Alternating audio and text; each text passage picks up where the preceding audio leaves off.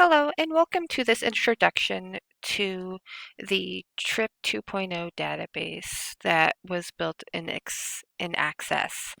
And the purpose of this series of videos is to allow the user to understand how the database works. There'll be several videos discussing these elements. There's also a user guide that accompanies these videos as well.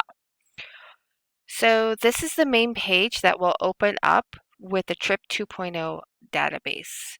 In here, you'll see a button for enrolling clients, a button for non-enrolled clients, updating client information, client issues, client list, the reassessment master sheet, and then also a link to the SurveyMonkey.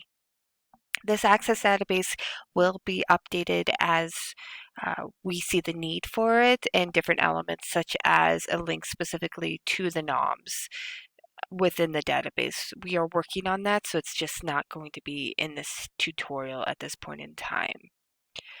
The nice thing about this is that you'd be able to just come here and click on whatever the button is that you potentially need, and some of them will take you to other screens, such as this is for the enrolled clients. You can return for non-enrolled clients, and then if you just need to update some client information, you can add the record. If you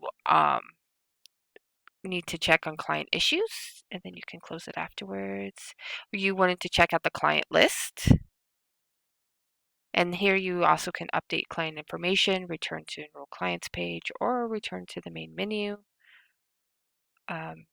The reassessment master, so this is going to show all reassessments that are due, and as somebody turns yellow, we know that their reassessment window is open, and then you just have to look over here to see when that window is.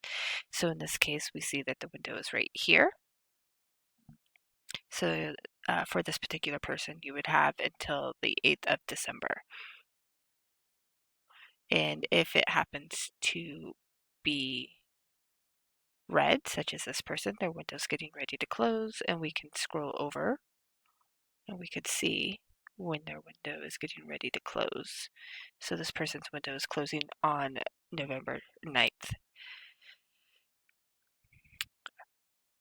And you can exit out of that.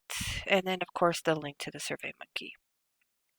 And other videos will go into more detail about these different buttons and what is in each one, and expectations for the different pieces of information.